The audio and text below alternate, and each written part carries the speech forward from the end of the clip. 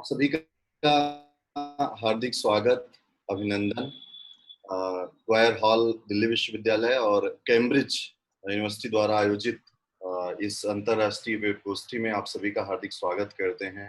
जैसा कि हम सबको पता है, वो एक व्यक्ति जो युग पुरुष हुए, जो महात्मा हुए और जिन्होंने एक नया जीवन, एक नई दृष्टि दे दी संपूर्ण भारतवर्ष को और संपूर्ण विश्व को। ऐसे महात्मा गांधी जी की स्मृति में उनके 150 वर्ष पूर्ण होने के अवसर पर आज इस कार्यक्रम का आयोजन किया गया है। हम गांधी जी का जीवन, गांधी जी का दर्शन और गांधी जी क्या चाहते थे, हम कैसे समाज की कल्पना करते हैं, आज उस पर हमें विद्वानों का सानिध्य प्राप्त होगा।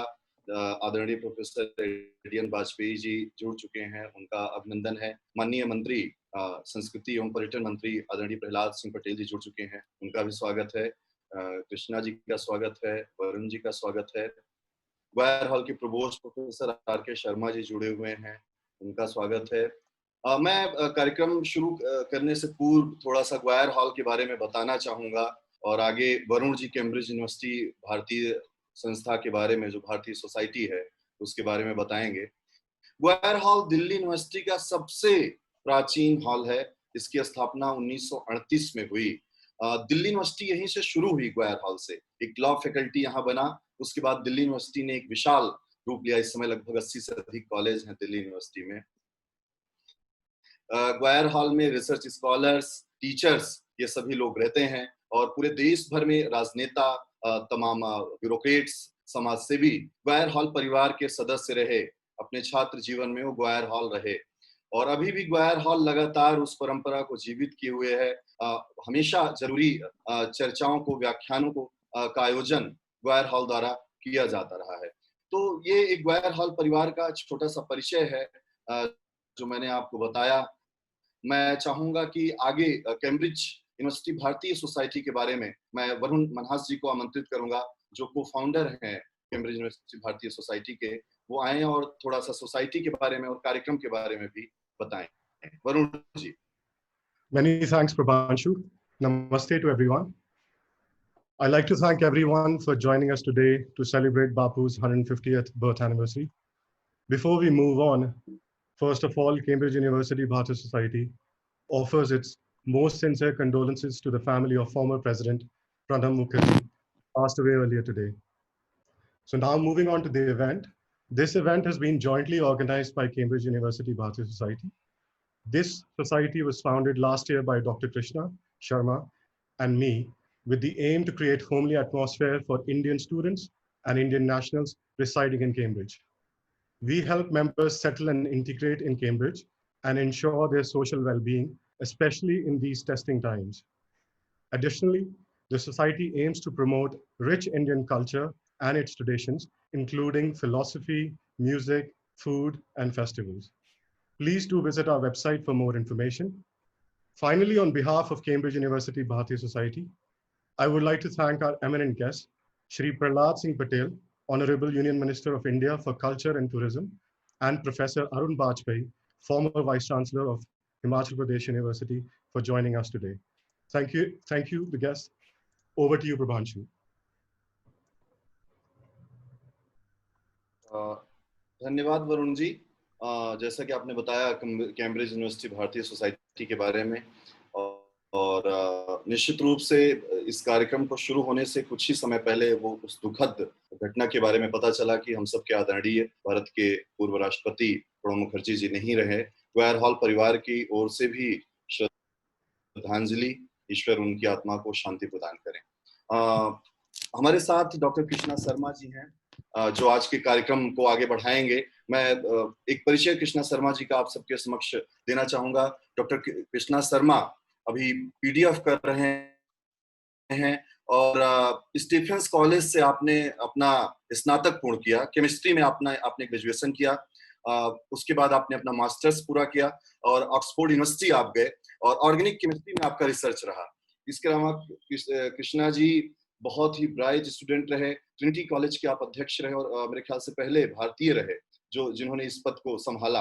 और अपनी पीएचडी पूरी करने के बाद अभी पोस्ट डॉक्टरल फेलोशिप भी मेरे ख्याल से आपकी पूरी होने वाली है रसायन विज्ञान में ही।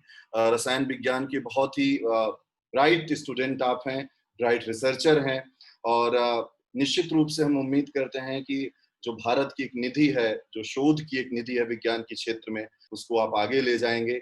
और जो अभी कैम्ब्रिज यूनिवर्सिटी भारतीय सोसाइटी है, आप उसके मेंटर और को फाउंडर भी हैं। कृष्णा जी, ग्वायर हॉल परिवार से आपका बहुत बहुत स्वागत है। और मैं निवेदन करता हूं कि माननीय मंत्री जी और हमारे माननीय वक्ता का परिचय देते हुए आज के कार्यक्रम का क्या रूपरेखा रही, हम गांधी जी के बारे में क्या क्या चीजें सोचते हैं, और 150 वर्ष पूर्ण होने पर कितना बदला है हमारा विश्व, हमारा भारत, कितना हम उनकी उम्मीदों पर खरे उतरे हैं, इन बातों को आप आगे बढ़ाएं। स्वागत है कृष्णा जी आपका। Thank you very much Prabhanshu for the kind introduction. और आप सभी लोगों को कैम्ब्रिज से मेरा नमस्कार। I should mention that we have several participants with us today, spanning across India and UK. So very warm welcome to all of you. I'm pleased to tell you that today we have with us our chief guest of the session, Shri Prahlad Singh Patel ji, who is the Honorable Minister for Culture and Tourism, Government of India, and our speaker, Professor A.D.N. Bajpai. So now I will quickly introduce both of our special guests today to all of you. And our chief guest, Honorable Shri Prahlad Singh Patel ji, is our current minister with independent charge for Culture and Tourism, Government of India, and is also a member of the parliament from Damoh Lok Sabha constituency in Madhya Pradesh. He was first elected to Lok Sabha in 1989, and since then he has been elected 4 more times, and the current one being his 5th term from Damoh constituency. He has previously also served as the Minister of State for Coal in the Vajpayee's ministry. He has been actively serving the public of India since 1982 through various administrative responsibilities and as a member of various committees of the government of India. Now this year, as you all are aware, I'll just take a call actually. Hello? Prithvi? अच्छा, मैं करता हूँ unmute. Okay.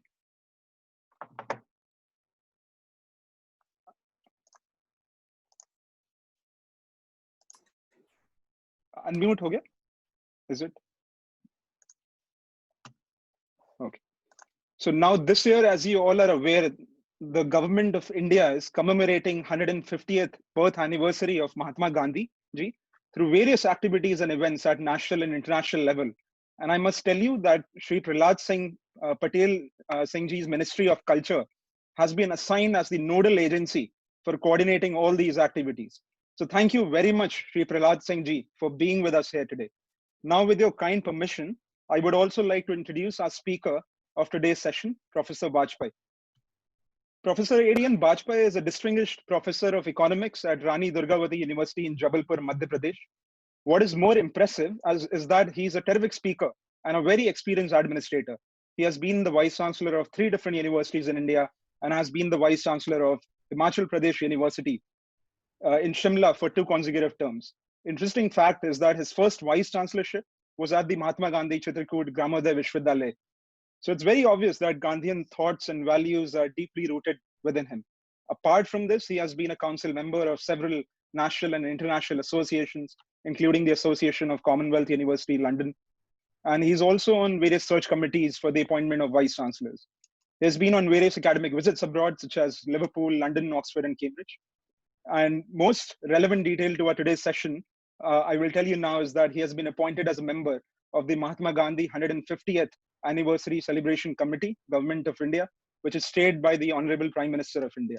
So with Professor Bajpayee's presence, along with the Honorable Minister of Culture and Tourism, Shri Prahlad Singh Patel ji, under whose ministry this entire 150th Mahatma Gandhi Anniversary Celebration task lies, I'm very pleased to say that this event that we have today for you cannot get more official.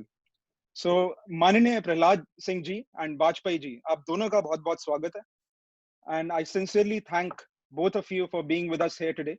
And I would now first like to request our chief guest of the event, Honorable Minister Shri Prahlad Singh ji, to take over and share his words of wisdom with us and how we can inculcate within us the thoughts and values that Mahatma Gandhi stood for. Thank you, Krishna ji, doctor Krishna ji, इस महात्मा गांधी की 150वीं जयंती पर इस webinar में जो मुख्य वक्ता हैं वो माननीय डॉक्टर ADN वाजपेयी जी, वरुण मनहास जी, प्रभांशु ओझा जी और भी जो विद्वान इस चर्चा में भाग ले रहे हैं, उन सबको नमस्कार करता हूं। सबसे पहले तो मैं देश के पूर्व राष्ट्रपति आदरणीय प्रणब दा को श्रद्धांजलि अर्पित करता हूं। एक गांधीयन इस चर्चा के बीच में जिनकी अभी का निधन हुआ है, उनको हम सब की तरफ से मैं फिर से श्रद्धांजलि अर्पित करते हुए अपनी बात को शुरू करता हूं। महात्मा गांधी से किसी ने पूछा कि आपका संदेश क्या है,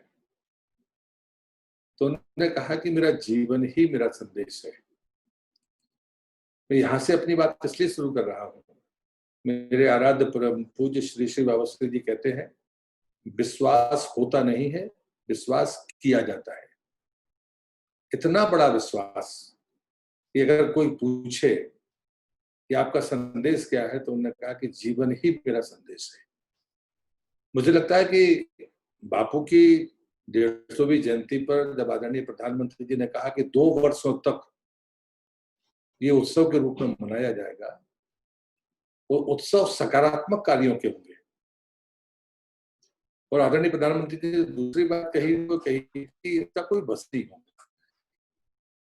श्रद्धा के लिए धन की जरूरत नहीं है, कुछ कर्म की जरूरत है। मैं जब महात्मा गांधी जी के बारे में सोचता हूं कि क्या करना चाहिए, क्या कहना चाहिए, तो मैं हमेशा मानता हूं कि जो भारतीय संस्कृति है और उसके अनुरूप जो आचरण होता है, उसको जीकर अपने लक्ष्य को प्राप्त करने का अगर कोई सबसे बड़ा प्रयोग है, तो वो नाम है पूज्य महात्मा गांधी का। जब लोग सत्य के बारे में कहते थे कि जब हम किसी ताकत के साथ खड़े होते हैं, पद के साथ खड़े होते हैं, सत्य के साथ जीना कठिन है, दुर्लभ है, असंभव। महात्मा जी ने उसको साबित कर दिया कि कितने भी बड़ी कठिनाई के दौर में, कितने ही बड़े उत्तरदायित्व में सत्य का साथ रखना ये सबसे अहम है, और उनके जीवन का वो प्रतीक बन गया। जब मैं कहता हूं कि किसी व्यक्ति के नाते जब हम महात्मा जी के बारे में बात करते हैं, तो जो दूसरी निष्ठा थी उनकी कर्तव्य परायणता का। जब उनकी धर्मपत्नी का कस्तूरबा का निधन हुआ, तो मॉर्निंग वॉक के आदी थे, लेकिन उन्होंने वो काम उस दिन भी नहीं छोड़ा। कोई उनकी बात से सहमत हो असहमत हो, इससे कोई फर्क नहीं पड़ता। और मैं उसी समय फिर अपने आराध्य को याद करता हूँ, मेरे पास शब्द नहीं है ऐसे महापुरुषों के बारे में कहने के लिए। व्यक्ति के पास शायद शब्द नहीं होते हैं, हमें सिर्फ अनुसरण करना होता है और कुछ उसके आगे चलने की कोशिश होती है। लेकिन मेरे आराध्य परम पूज्य शिवाजी ने मुझसे कहा कि संकल्प में विकल्प नहीं होता, और साथ में चेतावनी दी कि संकल्प में विकल्प खोजने पर महानतम कार्य रुक जाते हैं। मुझे लगता है कि महात्मा गांधी जी के जीवन में ये बात हमें हर कदम पर दिखती है, उन्होंने कभी भी विकल्प स्वीकार नहीं किया। तीसरी बात आती है कि अहिंसा, ये भारतीय संस्कृति का मूल तत्व है। सत्य के बाद अहिंसा, अहिंसा के माध्यम से दुनिया में किसी भी बात को प्राप्त किया जा सकता है, अपने संकल्प को पूरा किया जा सकता है। ये कोई दुनिया में मानने के लिए तैयार नहीं था। आज भी लोग इस पर बहस करते हैं, लेकिन आज अगर दुनिया की समस्याओं को देखें तो हिंसा से प्राप्त की गई सफलता आंशिक और अल्पकालिक होती है। स्थायी और चिरजीवी सफलता के लिए आज भी दुनिया पुकार मचा रही है। अहिंसा वही रास्ता जो महात्मा गांधी ने जिस रास्ता को स्वीकार किया। तीसरी बात होती है कि जीवन, जब उन्होंने कहा कि मेरा जीवन ही है। जब मैं सादगी की बात करता हूं तो सादगी दिखाने की चीज नहीं होती है। सवाल है कि अभी कल ही प्रकृति का समय गुजरा है कि प्रकृति को कैसे बचाया जाए। हम पर्यावरण को प्रकृति नहीं मानते, पर्यावरण उसका एक हिस्सा है। अगर हम प्रकृति को सुरक्षित रखना चाहते हैं तो पूज्य सत्संग चालक जी ने जब कल कहा था, वो वर्षों से हम लोग इन बौद्धकों के को सुनते रहे। हमारे विचार में समग्रता है, गांधी के विचार में समग्रता है। गांधी ने हमेशा कहा है कि समग्रता में चीजों को देखना चाहिए। यदि आप प्रकृति को देखते हैं तो समग्रता में देखिए, और इसलिए आप कितना योगदान करते हैं इसके बारे में विचार मत करिए, आप कितना नुकसान करते हैं इसको रोकने की कोशिश करिए। और तब उन्होंने कहा कि हमें उतना ही लेना चाहिए जितना हमारी जरूरत है। और उन्होंने कहा कि लालच के लिए प्रकृति सबकी आवश्यकताओं की पूर्ति कर सकती है, लेकिन एक लालची की इच्छाओं की पूर्ति नहीं कर सकती, ये महात्मा गांधी ने कहा। और इसलिए मुझे लगता है कि जब हम महात्मा गांधी को देखते हैं और उनके अनुसरण की तरफ आगे बढ़ते हैं, तो मेरे याद आया तो परम पूज्य श्री वासी की वाणी में जब मैं कहता हूं, तो उन्होंने कहा कि प्रकृति के अनुरूप चलने में हमेशा सामंजस्य है, हमेशा परोपकार का भाव होगा, लेकिन प्रवृत्ति के अनुरूप अगर आप चलेंगे तो फिर परोपकार नहीं होगा, व्यापार होगा, और वो नुकसानदेह ही होगा। वो किसी को लाभ पहुंचाएगा लेकिन बाकी कुछ लोगों को नुकसान भी पहुंचाएगा। मुझे लगता है कि जब हम महापुरुषों के इन कर्म से के मार्ग को स्वीकार करते हैं, तो मैं हमेशा इस बात को स्वीकार करता हूं कि उनका संकल्प हो। लेकिन एक पक्ष और है जिस पर साथ कि हम सब उनको साधु के रूप में देखते हैं, संत के रूप में देखते हैं, लेकिन जब संवाद के बहुत अच्छे अवसर नहीं थे, संपर्क के बहुत तकनीकी अवसर नहीं थे, तब भी महात्मा गांधी के हर क्षण के हर क्रियाकलापों का दस्तावेज आपको मिल जाएगा। गांधी का ये प्रबंधन, गांधी के व्यक्ति के पहचान की ये सामर्थ्य, मुझे लगता है कि नेतृत्व करने वाले, जिम्मेदारी संभालने वाले, भविष्य को देखने वाले, भविष्य को दिशा देने वाले हर व्यक्ति के दिमाग में वो प्रबंधन की सामर्थ्य होनी ही चाहिए। और वो सिर्फ प्रचार उन्मुख नहीं, बल्कि वो व्यवस्था उन्मुख व्यक्ति है, जिसमें कहीं पर भी हमेशा उन्हें कोई आंदोलन खड़ा किया, आंदोलन खड़ा करने के बाद मैं चंपारण गया था, लगभग 1 माह के आसपास मुझे वहां रहने का मौका मिला। जब मैंने चंपारण के आंदोलन के बारे में सुना, तो जिस व्यक्ति को वो जो व्यक्ति उनको साथ में लेकर गया था वो, और एक उनका जो सहचर था, वो उसको वहां छोड़कर आ गए, अभी तुम्हारा ही काम। और चंपारण दोबारा वो लौटकर न जाने कितनी लंबी अवधि के बाद में गए। तो उस व्यक्ति का चयन कर लेना कि जो इस समस्या के जड़ को पहचानता है, जो समस्या को से दुखी है, जो समस्या के समाधान के प्रति पूर्ण संकल्प के साथ में उन्मुख है, उसी व्यक्ति को ने वो जिम्मेदारी दी और चले आए। मुझे लगता है कि ये जो कार्यों का वितरण है, ये सबसे अहम बात होती है। और इसलिए मैनेजमेंट को, जिसके बारे में मेरे जैसा व्यक्ति तो कह सकता है कि हम लोग जिस दौर में पैदा हुए, उस दौर में तो टेक्नोलॉजी थी, हम लोगों ने वो सब चीजें जानी, लेकिन हम उतने व्यवस्थित रह नहीं पाए। इसलिए मैं उस मैनेजमेंट का सम्मान करता हूँ, मानता हूँ कि महात्मा गांधी सिर्फ विचार भर का प्रतिपादन नहीं करते थे, उस विचार की पूर्णता में लगने वाले प्रत्येक तंत्र का, प्रत्येक हिस्से का, उसकी पूरी तरह से वो बारीकी के साथ में अध्ययन करते थे, उसको इम्प्लीमेंट भी करते थे। और इसलिए मुझे लगता है कि प्रबंधन की दृष्टि से भी उस महापुरुष को कमतर नहीं आंका जा सकता, बल्कि वह प्रेरणा लेने का एक कारण है। चौथी और अंतिम बात जब मैं करता हूं कि महात्मा गांधी का जीवन, जब उन्होंने पैदल यात्राएं की, प्रकृति के साथ जुड़ने की बात की, तो उन्होंने हमेशा जन भावनाओं को देखा। और मैं मानता हूं कि साधनिक जीवन में काम करने के लिए सबसे जरूरी चीज है कि जो भी व्यक्ति हमारे साथ में जुड़ा है वो अपमानित महसूस ना करे। महात्मा इस बात को जानते थे। तो मुझे लगता है कि समग्र समाज के चिंतन के बारे में सोचना, ये महात्मा गांधी की बड़ी सामर्थ्य थी। और उन्होंने कहा कि पैदल तो हर कोई चल सकता है, मैं भूखा हूं तो मेरे साथ भूखा आदमी चल सकता है। और उसके बाद भी जब भी कोई थकता था, कोई कष्ट में होता था, तो सेवा का उन्होंने संकल्प लिया। और मैं भी ये बात मानता हूं कि महात्मा गांधी से अगर कोई सीखने की चीज है, तो मैं अभी कोरोना के काल में के पहले जब एक बार जबलपुर के पास भूकंप आया, उस समय भी मैं जनप्रतिनिधि था, और जब मुझे वहां पर जाने का मौका मिला तो मैं खेत में सोता था, लोगों के मकान बनाने का काम कर रहा था। तब एक बात मेरे ध्यान में आई थी, और बाद में देखता हूँ कि महात्मा गांधी के जो मनोभाव की जो सामर्थ्य, जो नैतिक ताकत थी, जो आत्मबल उनका था, उस आत्मबल के पीछे उस समाज के उस हर वर्ग की जो समग्रता में देखने की उनकी दृष्टि थी, उसका कष्ट, उसकी सामर्थ्य, दोनों को वो बराबर से देखा करते थे और समाधान देने की कोशिश करते थे। मैं खेत में पड़े पड़े सोच रहा था कि जब आपत्ति काल होता है तो धन और पद काम नहीं आता, व्यक्ति और वस्तु काम आती है। वो उस दौर में जब आप, और मैं हमेशा मानता हूँ कि चाहे कोरोना हो या आपदा हो, महात्मा गांधी को बहुत सारी आपदाओं में लोगों ने सेवा करते हुए देखा है, लेकिन वो सिर्फ सेवा नहीं होती थी, वहां से वो समस्याओं को देखते थे और समाधान का रास्ता भी फिर वही निकालते थे। तो मुझे लगता है कि ये अवसर होते हैं जब प्रकृति देती है, चाहे वो व्यक्ति निमित्त बने और चाहे प्रकृति निमित्त बने। अगर विपरीत परिस्थितियां व्यक्ति और समाज के सामने है, नेतृत्व के सामने है, तो पहले दिन आपदा नहीं होते, वो चुनौती होते हैं, वो परीक्षा का काल होता है जो नेतृत्व को, समाज को, सामर्थ्यवान लोगों को एक अवसर देता है।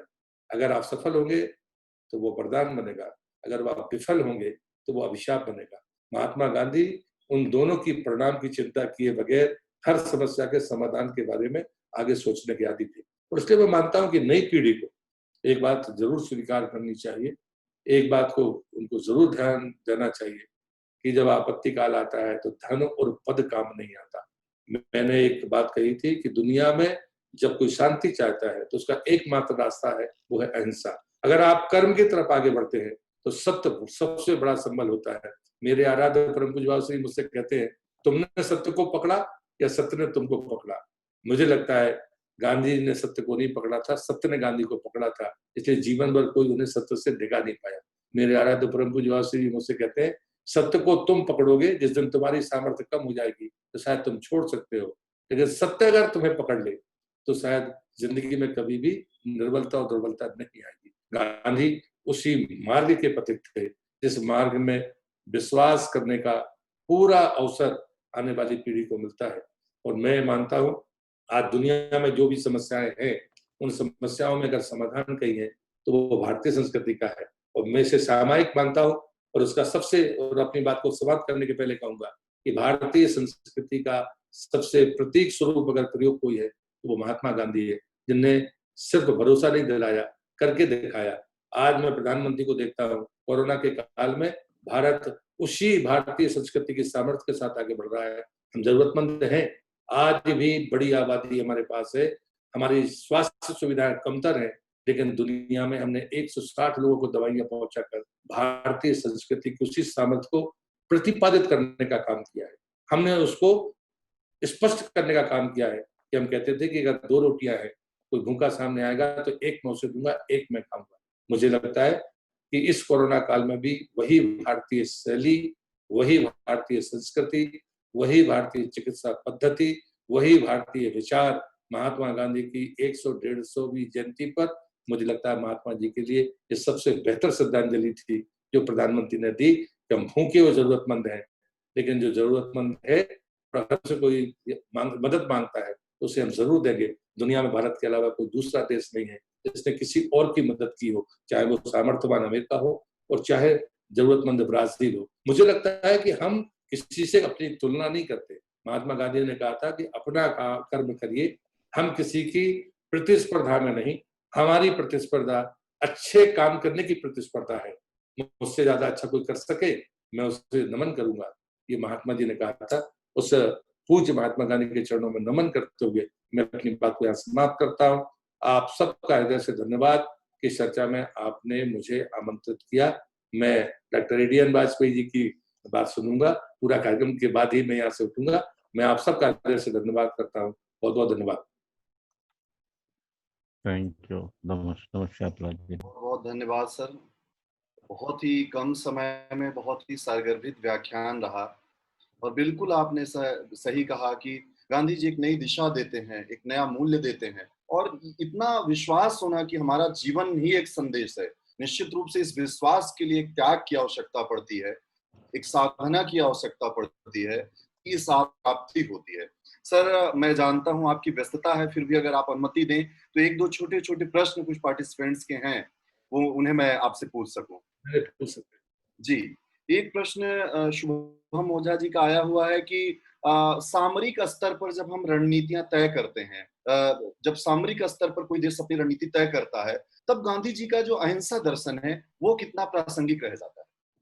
मुझे लगता है कि लोग ये मानकर बैठ गए कि अहिंसा का मतलब होता है कि हमने सब साधु बन गए हैं और हमने शस्त्र त्याग कर दिए। मैंने भारतीय संस्कृति का उल्लेख किया है।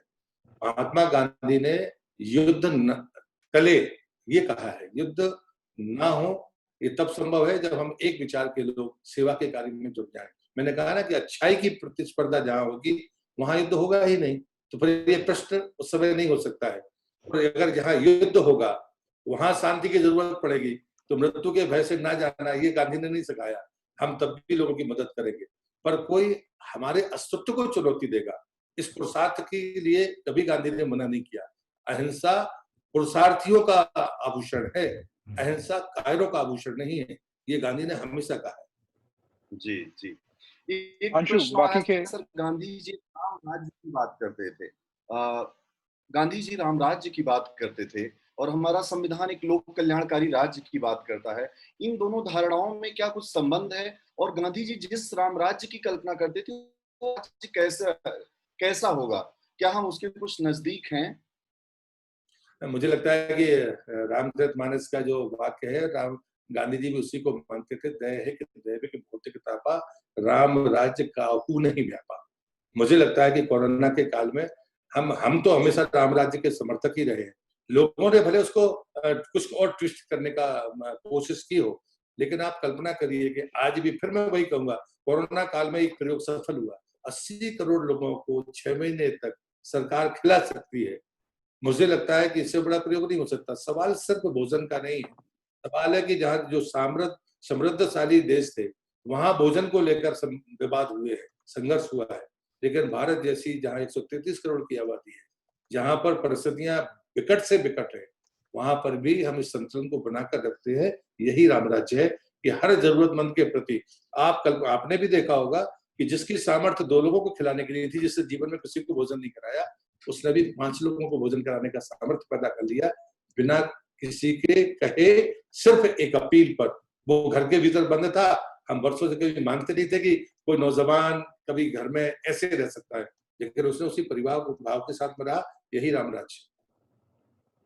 बहुत सुंदर, बहुत अगर आप अनुमति दें तो एक सवाल और सर हम कर लें, अगर आपके पास समय हो तो। हाँ, करिए। एक स्कूल के छात्र हैं, उनका सवाल आ रहा है कि अगर गांधी जी ना होते तब भारत कैसा होता, भारत का इतिहास कैसा होता, गांधी के बिना भारत कैसा होता? मैं उस नौजवान को, जो विद्यार्थी है, उसका अभिनंदन करता हूँ उस प्रश्न के लिए कि उसके मन में ये भाव आया। और मैं उसे कहूंगा कि दुनिया में जहाँ सशस्त्र क्रांतियां हुई हैं और उसके बाद का जो उनका देश का हाल हुआ है, शायद वही हमारा होता।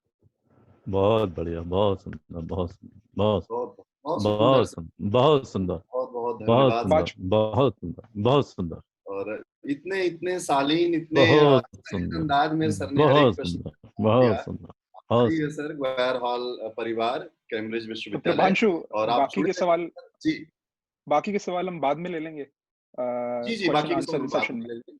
ठीक। मैं निवेदन करता हूँ कृष्णा जी से कि वो एडियन वाजपेयी सर को आमंत्रित करें। धन्यवाद प्रहलाद सिंह जी, आपका बहुत बहुत धन्यवाद आपके लेक्चर के लिए और क्वेश्चंस के जवाब देने के लिए। बाकी के सवाल हम बाद में सब चर्चा करेंगे वाजपेयी जी के टॉक के बाद। वाजपेयी जी, आपका फिर से स्वागत है और प्लीज जी, आप थैंक यू। कंटिन्यू करें। बहुत बहुत धन्यवाद कृष्णा, आज के एक श्रेष्ठ और सारगर्भित सात्विक आयोजित करने के लिए। प्रभांशु ओझा जी, वरुण मन्हासी, कृष्णा आप स्वयं, प्रसाद के शर्मा जी अपने साथ जुड़े हुए हैं, और अभी जिनको हम सभी लोगों ने सुना, आदरणीय प्रहलाद सिंह पटेल जो कि भारत सरकार में एक कैबिनेट मिनिस्टर हैं, जिनसे हमारा बहुत का निकट का संबंध है, विद्यार्थी जीवन से ही जानते हैं, और पवित्रता से परिपूर्ण राजनीति। जो लोग कहते हैं राजनीति बिना शुचिता के, बिना पवित्रता के, बिना ईमानदारी के नहीं हो सकती है, उनके लिए एक बहुत बड़ा उत्तर है आदरणीय प्रहलाद सिंह पटेल जी। जिस गंभीरता के साथ में और पवित्रता पूर्ण वाणी के साथ में उन्होंने गांधी जी का व्याख्यान दिया, और सबसे बड़ा उत्तर जब भी उन्होंने प्रदान किया, कोई बड़ा एकेडमिक, स्ट्रेटेजिक एनालिस्ट, डिफेंस का एक्सपर्ट नहीं दे सकता कि गांधी के बिना देश की स्थिति वही होती जिन देशों ने शस्त्र के द्वारा स्वतंत्रता प्राप्त की और उनकी स्थिति क्या हुई। मैं उनका अभिनंदन करता हूँ, प्रहलाद सिंह पटेल जी का अच्छे उद्बोधन के लिए उन्हें बधाई भी देता हूँ।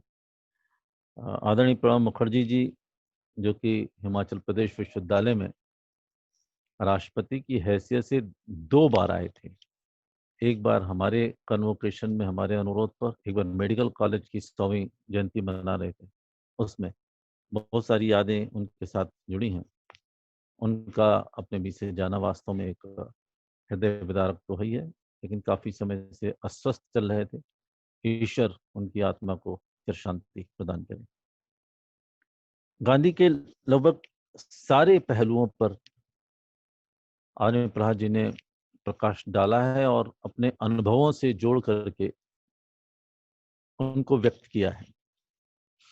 अभी भी कोरोना काल में भी जिस तरह से उन्होंने मानवता की सेवा की है, जिसमें कि ये ध्यान नहीं दिया कि उनकी कॉन्स्टिट्यूएंसी के लोग हैं कि नहीं हैं, इसका बगैर ध्यान दिए हुए जिस प्रकार से सेवा की, वो केवल एक गांधी दर्शन को जिसने जीवन में उतारा है वही कर सकता है।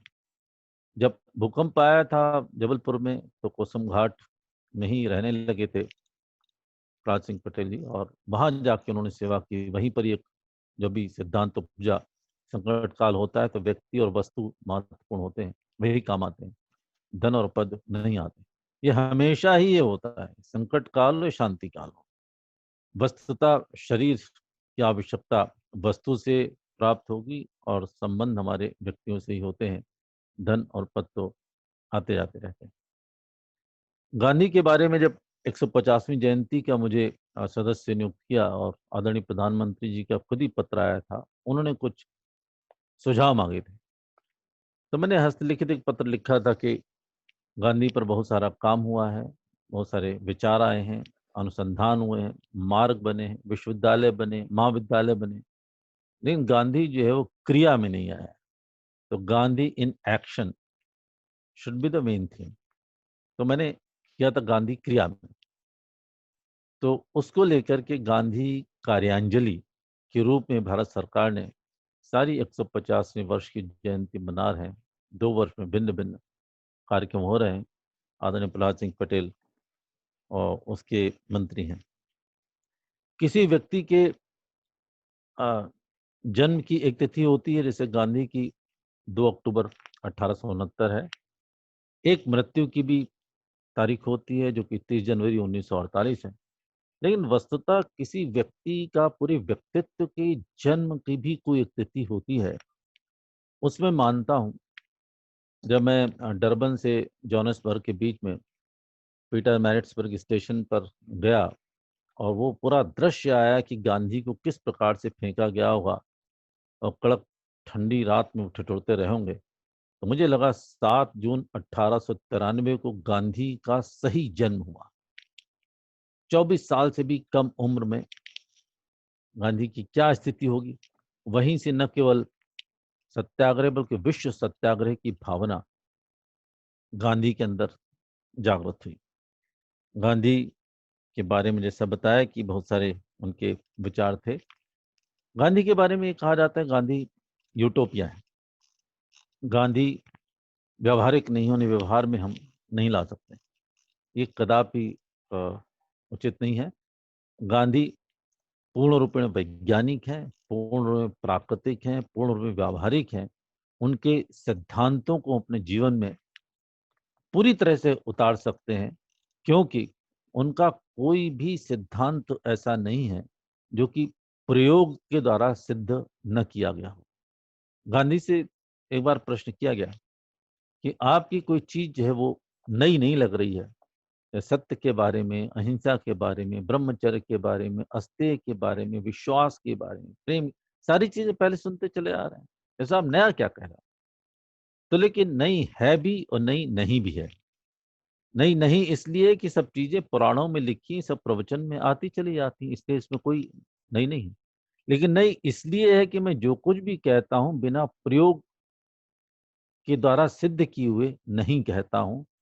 तो प्रयोग के आधार पर इससे जब उन्होंने अपनी आत्मकथा लिखी तो उसे लिखे सत्य के साथ प्रयोग। तो सत्य के साथ जो प्रयोग थे वही उनकी जीवनी बनती है जो हमारे बीच में आती है। गांधी पूर्ण रूपेण व्यावहारिक है। गांधी का लक्ष्य बिल्कुल स्पष्ट है।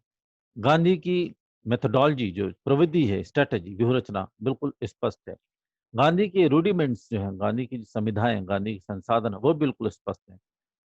पूर्ण रूपेण स्पष्टता का नाम महात्मा गांधी है। उनके जीवन में कहीं भी आपको अस्पष्टता दिखाई नहीं पड़ेगी।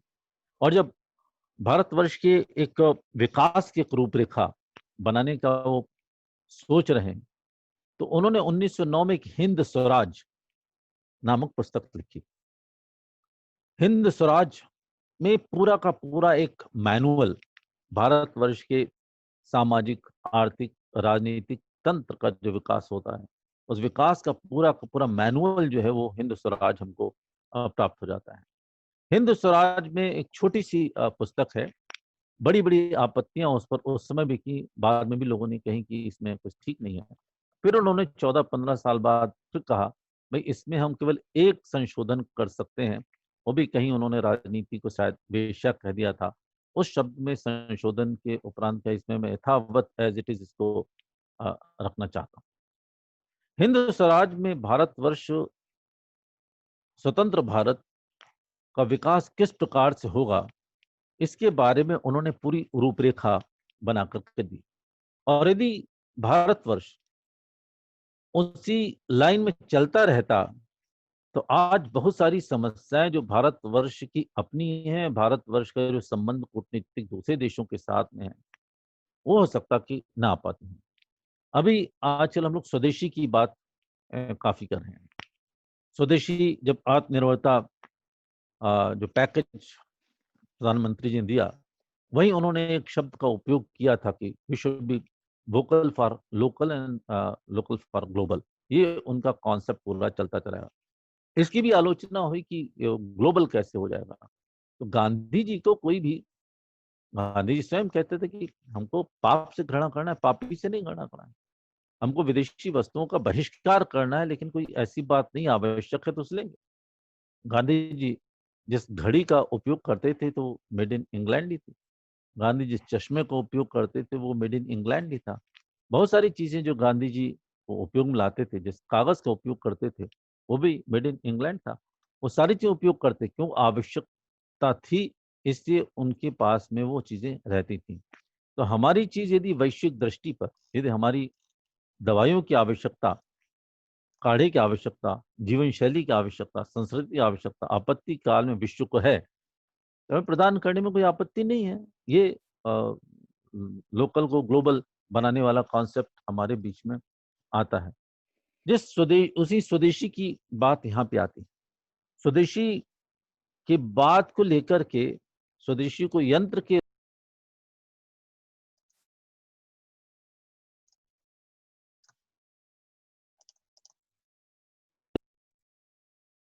स्वदेशी का जो भाव था,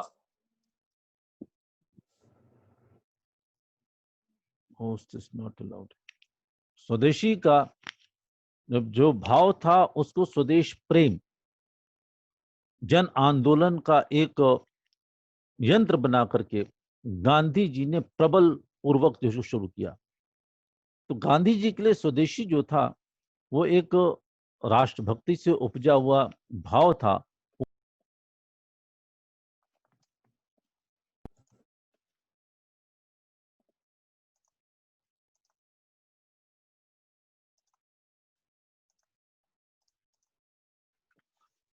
और आपका अपने मैं आप कुछ म्यूट हो जा रहा है। मेरा भी हो रहा है, हो सकता है, यानी हाँ। मैं तो इसमें कर देता हूँ।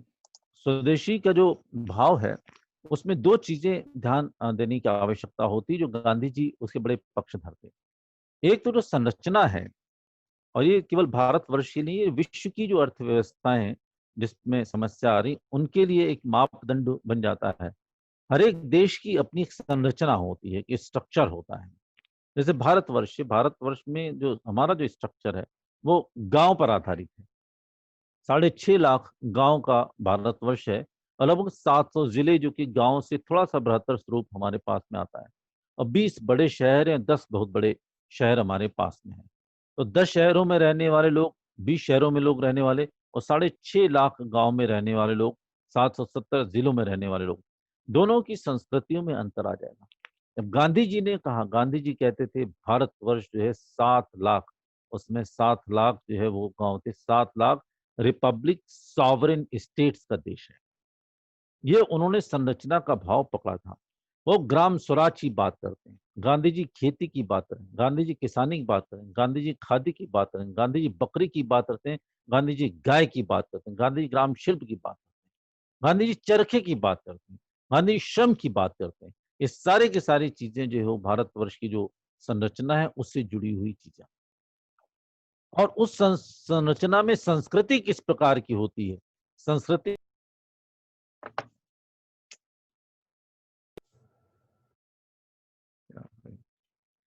सारे जो जीवन मूल्य हैं वे उस संस्कृति से जुड़ जाते हैं, जिसमें सत्य की बात, जो कि आदरणीय प्रहलाद जी ने बहुत अच्छी बात की, आप सत्य को पकड़ते हैं तो हो सकता है सत्य जो है वो आपसे सिप हो जाए, और ऐसा व्यवहार हो जाए सत्य ही आपको पकड़ ले तो आप छूट नहीं सकते। यहाँ पर प्रोफेसर जेपी शुक्ला जी थे, प्रहलाद जी के भी टीचर रहे, हम सभी लोग साथ साथ काम करते थे। वो प्राय कहते थे कि भगवान है कि नहीं है, लेकिन सत्य तो है, ट्रुथ इज गॉड और गॉड इज ट्रुथ। बोले गॉड इज ट्रुथ मे और may not be correct, but truth is God, there is that is 100% correct. सत्य ही ईश्वर है। तो इस भाव को लेकर के इसमें सत्य का, परोपकार का, त्याग के, विश्वास के जितने मूल्य हैं वो इसमें भरे जाते हैं, जो संस्कृति से, परंपराओं से आते हैं। तो जो एक मॉडल बनता है, जो गांधी के मस्तिष्क में स्वदेशी का मॉडल था, जिसको लेकर के अभी भी हम सोच रहे हैं, विचार कर रहे हैं, बहुत सारी इसमें नीतियां बन रही हैं भारतवर्ष में, विश्व को भी पालन करना चाहिए। तो स्वदेशी में हमारी संरचना क्या है, संरचना से में जुड़ी हुई संस्कृति क्या है, संरचना में जो संसाधन भी आ जाते हैं, संसाधन हमारे पास में कृषि से उपजी हुए संसाधन है, भूमि से उपजी हुए संसाधन है, पशुधन से उपजे संसाधन है, और वन संपदा से उपजे संसाधन है, जल संपदा से उपजे संसाधन है, और वहीं पर हमारे पास स्किल का भी एक बहुत बड़ा पूल रहता है, तो भी हमारी इसमें आएगी, संरचना में आएगी। तो संरचना में गांव है, गांव की संरचना है, संसाधन है, और वहीं पर एक कौशल भी है। इनके आपस के तालमेल, तादाद से जो एक मॉडल बनेगा, वो एक स्वदेशी मॉडल बनेगा, वो एक आत्मनिर्भर मॉडल बनेगा। हम सेल्फ रिलायंट की बात करते हैं, और कभी कभी मुझे लगता है हमें सेल्फ प्रोपेलेंट की बात करनी चाहिए। आत्मनिर्भर नहीं, आत्म स्फूर्त अर्थव्यवस्था की बात करते हैं। गांधी कहीं न कहीं आत्म स्फूर्त व्यवस्था की बात करते हैं। हमारी संरचना से चीजें उपजनी चाहिए, और संस्कृति के अनुसार जो उनका वितरण होना चाहिए, विनिमय होना चाहिए, तब जाकर के एक बात बन पाएगी। तो जो लोग कहते हैं गांधी जो है वो व्यवहारवादी नहीं है, मुझे लगता है इससे बड़ा यथार्थवादी व्यवहारवादी कौन हो सकता है। गांधी के बारे में भी कहा जाता है, गांधी जो है वो विकासोन्मुखी नहीं है, वृद्धि उन्मुखी नहीं। गांधी कभी भी जो है वो वृद्धि के विरोधी नहीं रहे, विकास के विरोधी नहीं रहे, लेकिन लक्ष्य निर्धारित करते हैं। किसके लिए वृद्धि, ग्रोथ फॉर होम, वृद्धि किसके लिए, एक पर्टिकुलर सेक्शन के लिए, इस सामान्य मानव जाति के लिए हमने वृद्धि की। हमको पता है विश्व के 1% जो बड़ी जनसंख्या है, उसके पास में 50% विश्व की जीडीपी है। ऐसी व्यवस्था को लेकर क्या करेंगे हम, जिसमें कि 99% लोगों के पास विश्व के सिर्फ 50% जीडीपी है। लगभग वैसी स्थिति भारतवर्ष में भी है, कोई अच्छी स्थिति भारतवर्ष में नहीं है। 1% जो हमारी धनाढ्य जनसंख्या है, उसमें 58% जीडीपी का हिस्सा है, और 99% पास में 42% ही। इस प्रकार के असमान जो वितरण होता है, इसके पक्षधर गांधी नहीं है। गांधी विकास करते हैं। जब उनके पास में श्रीमन नारायण अग्रवाल जी थे, जो कि प्लान बनाने के पक्षधर रहते थे, बोले कि बापू हमने एक प्लान बनाया, कितने साल का है, तो जो भी उन्होंने बताया, साल 2 साल बताया। बोले भाई इतना बता दो कि साल 2 साल बाद आम आदमी की आमदनी जो है वो 98 से बढ़ेगी 54, 8 आने 4 आने कितनी बढ़ेगी बता दो। वो बताने में सक्षम नहीं थे। तो अगर मान ली कि वृद्धि किसके लिए है, एक पर्टिकुलर सेक्शन के लिए, कुछ इकाइयों के लिए ही हो रही है, तो ऐसी वृद्धि के पक्षधर गांधी नहीं थे, और मुझे लगता है किसी को भी नहीं होना चाहिए। गांधी तलिस्मा देते हैं, तलिस्मा देते हैं कि जब आपके अंदर कोई संदेह हो, आपके अंदर अहंकार का भाव आ रहा हो, तो आप ऐसे व्यक्ति के बारे में सोचिए जो बहुत गरीब हो, जिसकी आंखों में आंसू हो, जिसके चेहरे पर झुर्रियां पड़ी हों, जिसको हम आज की भाषा में कोई मार्जिनलाइज्ड कह सकते हैं, कोई भी भाषा उसको दे, सबाल्टर्न कह सकते हैं, आउटसाइड मार्केट फोर्सेस कह सकते हैं, उसका चेहरा अपने ध्यान में लाइए और आप सोचिए जो आप काम करने वाले हैं उससे उसको कुछ सुख प्राप्त हो सकता है, उसकी क्या सहायता हो सकती है, उसका किस प्रकार से स्तर बढ़ सकता है। तो मुझे लगता है जीवन जीने का इससे बड़ा तलिस्मा जो है वो कोई भी नहीं दे सकता है। गांधी जी पूरी तरह से धर्म परायण है, उनको धर्म परायण कहने में हमेशा धर्म का उपयोग करते हैं, धर्म शब्दावली उपयोग करते हैं। आधुनिक युग में धर्म को एक संप्रदाय से जोड़ दिया गया है। उनके धर्म जो है जीवन मूल्य है, धर्म उनकी नैतिकता है, धर्म परायण होना, धर्म उनका प्राण है। जब धर्म की बात आते हैं तो धर्म से ही उनके अंदर एक भाव आता है। ये जो कुछ भी समाज में उपलब्ध हो रहा है, इसको कैसे समझिए कि वितरण कैसे करेंगे? तो 2 ही तरीके विश्व भर में हैं। एक तो पूंजीवादी तरीका है। पूंजीवादी तरीके में क्या है कि पूंजीपति होता है और अपनी तरफ को वितरण कर बाँटते हुए लोगों को बाँटता चला जाता है। लेकिन शुरू करते हैं बाँटने से, खत्म होता है मोनोपोलिस्ट ट्रेडिक्शन से होता है। बात करते हैं परफेक्ट कॉम्पिटिशन से और खत्म होती है बात जाकर कहीं न कहीं कुछ कैपिटलिस्ट के हाथों में सारी सत्ता जो केंद्रित हो जाती है। ये पूंजीवाद का दुर्भाग्य है। समाजवाद या साम्यवाद भी उस समय चल रहा था। उसकी समस्या ये है कि राज्य स्वयं एक एकाधिकारी की तरह काम करने लगता है। उसमें स्टेट स्वयं काम करने लगता है। राज्य एकाधिकारी पूरा पूरा संप्रभुता उसके पास रहती है, शक्ति उसके पास रहती है और सामान्य जनता जो है निरीह बनी रहती है। ना उसको अभिव्यक्ति की स्वतंत्रता है, ना उसको खाने-पीने की स्वतंत्रता है। सब बिल्कुल एक गुलाम की तरह रहते हैं। चीन में अभी गुलामी की व्यवस्था चली रही है। खुलापन कहता है, खुलेपन के नाम पर केवल उसने जो है वो अच्छी बातें नहीं की हैं। सारे उदाहरण हमारे पास में आते रहते हैं। तो 2 उनके सामने मॉडल थे। तो तीसरा मॉडल के बारे में सोच रहे थे कौन-सा हो सकता है? तो वो मॉडल उनके सामने ट्रस्टीशिप का मॉडल आया, जिसको न्यासधारिता का भाव दिया। और न्यासधारिता के लिए जो ईशावास्योपनिषद का श्लोक है कि जो कुछ भी है वो विश्व की, वो ईश्वर की संपत्ति है। ईशावास्यमिदं सर्वं यत्किंचित् जगत्यां जगत्। संसार में जो कुछ भी है वो ईश्वर का है। तेन त्यक्तेन भुंजीता, उसका त्याग के साथ में आपको उपभोग करना है। उपभोग की मनाही नहीं की। जिस संस्कृति की बात आदरणीय पटेल जी कर रहे थे, हमने उपभोग को मना थोड़ी नहीं किया है। भई आपको आवश्यकता तो पूरा करना ही पड़ेगा। लेकिन कैसे करेंगे हम आवश्यकता? त्याग के साथ में उपभोग करेंगे। तेन त्यक्तेन, त्याग के साथ में हमको उपभोग करना है। हम पहले उपभोग ही उपभोग करते रहें, किसी दूसरे की चिंता ही नहीं करें। कष्ट के समय, कोरोना के समय 160 देशों की चिंता जो भारतवर्ष ने की और बहुत सारे राष्ट्र जिन्होंने इस न्यासधारिता के सिद्धांत का पालन नहीं किया, वो कैसे चिंता कर सकते हैं? तो गांधी जी बहुत बड़े पक्षधर थे और ये न्यासधारिता का सिद्धांत उन्होंने अपने जीवन में स्वयं अपनाया। उनके साथ बहुत सारे उद्योगपति थे।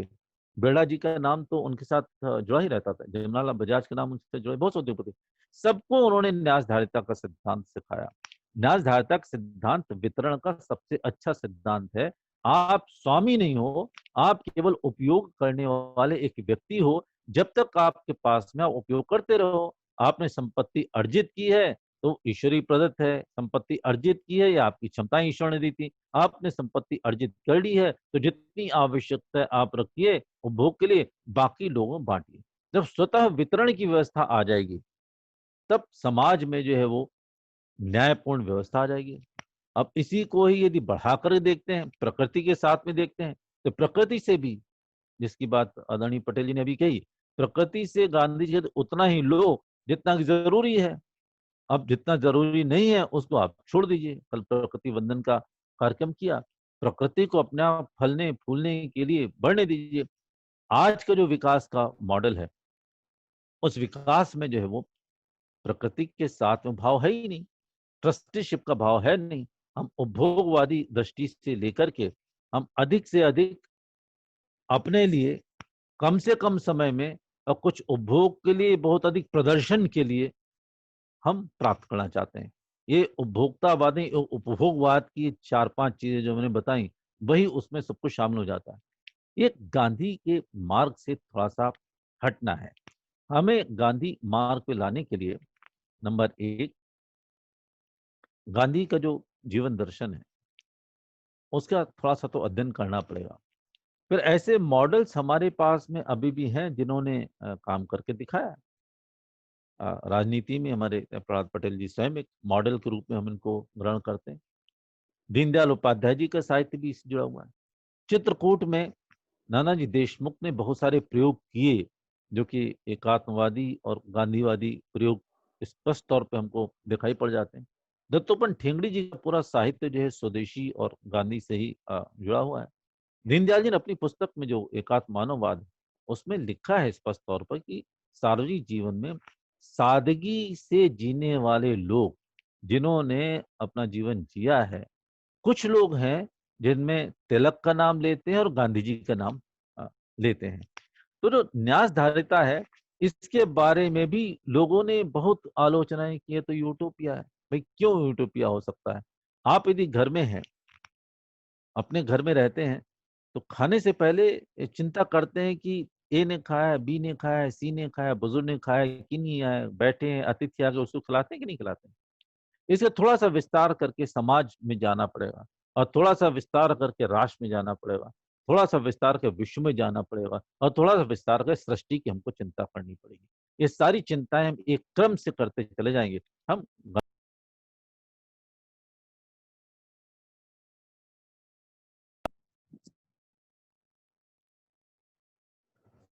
गांधी जो है वो किसी भी प्रकार से केवल सिद्धांतों की ही बात नहीं करते हैं।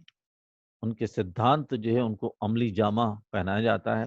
लेकिन गांधी को जो लोग कहते हैं गांधी को अपनाना बहुत मुश्किल है, वो उसी प्रकार से लगता है जैसे कि पैंट सूट टाई का कहीं प्रचलन हो, कहा जाए आपसे कि भाई जरूरत पैजामा पहनने का है तो पैजामा पहन लीजिए।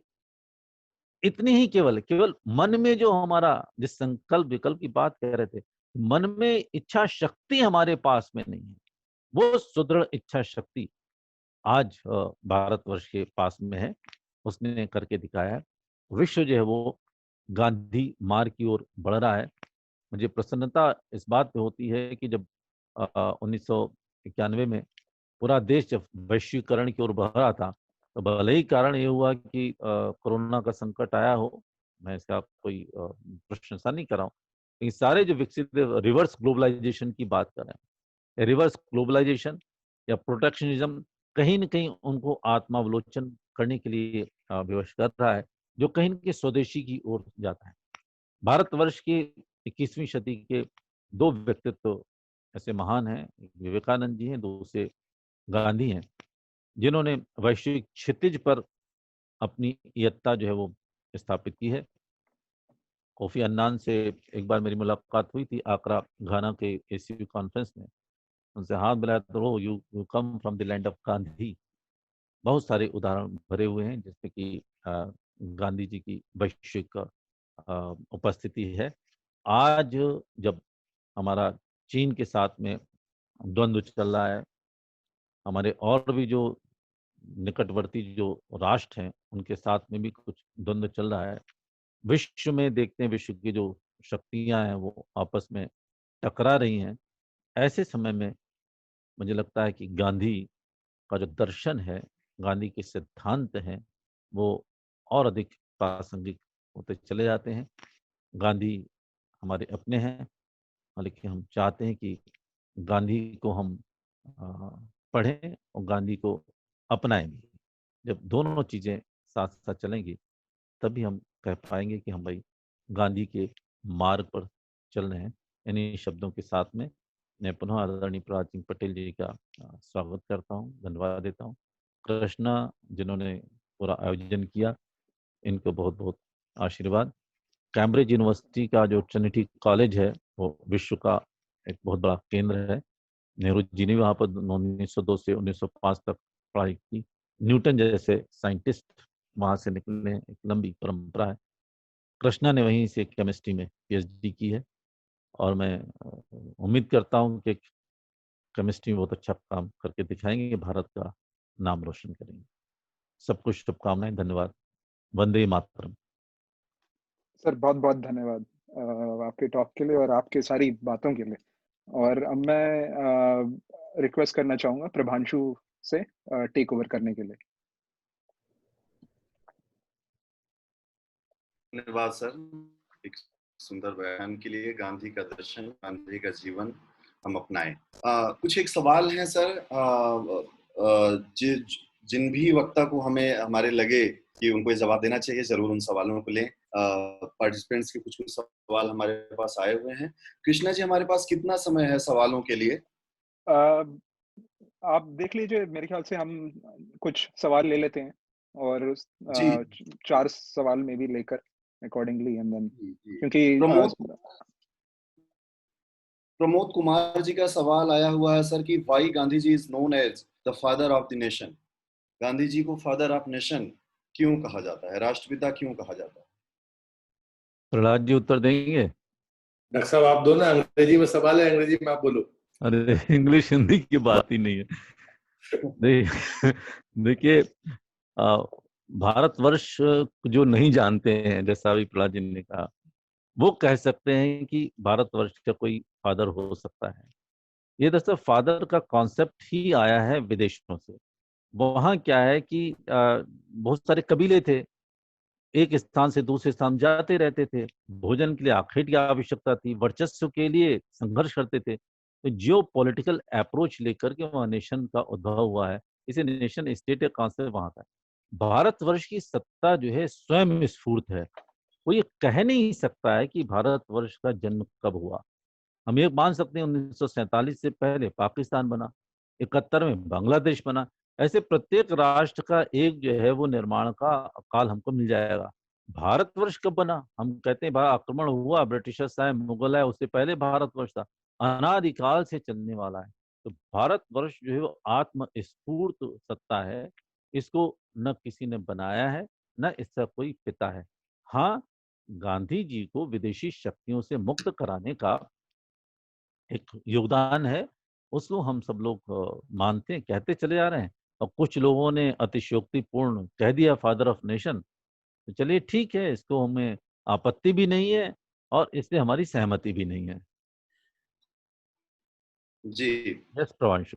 जी, सवाल प्रहलाद जी से ही ये सवाल रहा होगा कि वर्तमान सरकार क्या गांधी जी के मूल्यों की दिशा में आगे बढ़ रही है? मुझे लगता है कि जो गांधी के नाम पर सत्ता भोगते रहे वो शायद दिखावा करते थे। तो मैं मानता हूं कि मैं इसको जवाब में ऐसे कहूंगा कि वो सो नहीं रहे थे, वो सोने का बहाना कर रहे थे। मोदी जी ने जिस प्रकार से गांधी अर्थतंत्र का, गांधी के संस्कार का, गांधी के जीवन शैली को मूर्त रूप दिया है, इसे कोई इनकार नहीं कर सकता। स्वच्छता, मुझे लगता है कि उनका जो बड़ा संकल्प था वो स्वच्छता का था, स्वावलंबन का था। और तीसरा था कि हम आवश्यकता से ज्यादा चीजों को संग्रहित ना करें और जरूरत पड़े तो हम जरूर उसको दें। ये तीनों चीजें आपको मोदी जी के नेतृत्व में दिखेंगी। और जिनको इस बात का भ्रम है, मैं उनसे आग्रहपूर्वक कहूंगा कि गांधी को पढ़ें और जीवन जिएंगे तो दुविधा और प्रश्न पैदा ही नहीं होंगे। अगला सवाल है सर कि गांधी जी के नाम पर देश भर में बहुत सारी जमीन और संपत्ति तत्कालीन भारतीयों ने दान की थी। उनमें अधिकतर पर उनके पार्टी, तत्कालीन कार्यकर्ताओं एवं उनके परिवारों का कब्जा बरकरार है। उसको भारत सरकार कैसे सार्वजनिक हित में उपयोग करेगी? ये धीरज कुमार जी का सवाल है। इन्होंने दोनों अतिथियों को प्रणाम किया है और कह रहे हैं कि आप में से कोई भी इस प्रश्न का जवाब दे सकते हैं। मुझे लगता है कि जो पहला प्रश्न था उसका उत्तर धीरज जी के द्वारा मिल रहा है, जो मुझे नहीं बोलना था। अगर आप पहले दोनों प्रश्न एक साथ कह देते तो ठीक होता। मुझे लगता है कि गांधी के प्रति जो श्रद्धा रखने वाले लोग हैं, वो जब कभी ऐसा कोई भी करेगा तो वो पाप की परिभाषा में आएगा। इस पर बहस नहीं होनी चाहिए, बल्कि हमको ये स्वीकार करना होगा कि परोपकार के भाव से सृजित जो भी व्यवस्थाएं हैं, चाहे वो संस्था के रूप में हो, चाहे वो जमीन के रूप में हो, वह राष्ट्र की है, न किसी व्यक्ति की है, न किसी संस्था की है। तो मुझे लगता है कि वैमनस्य को कोई स्थान नहीं होना चाहिए, लेकिन शुचिता का तो अवसर है और वो सबको उसका पालन करना चाहिए।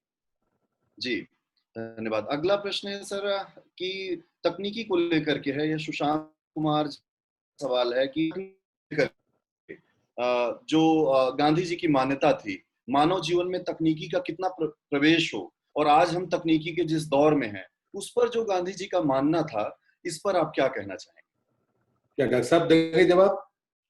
आप ही दीजिए आप। Show is yours. देखिए, गांधी जी कभी तकनीकी के विरोधी नहीं थे। ये पता नहीं कहाँ से बात आ गई है। गांधी जी का आप एक फोटो देखिए, माइक्रोस्कोप से चीजों को सूक्ष्म तो देखते हुए, ये एक फोटो प्रचलन में है।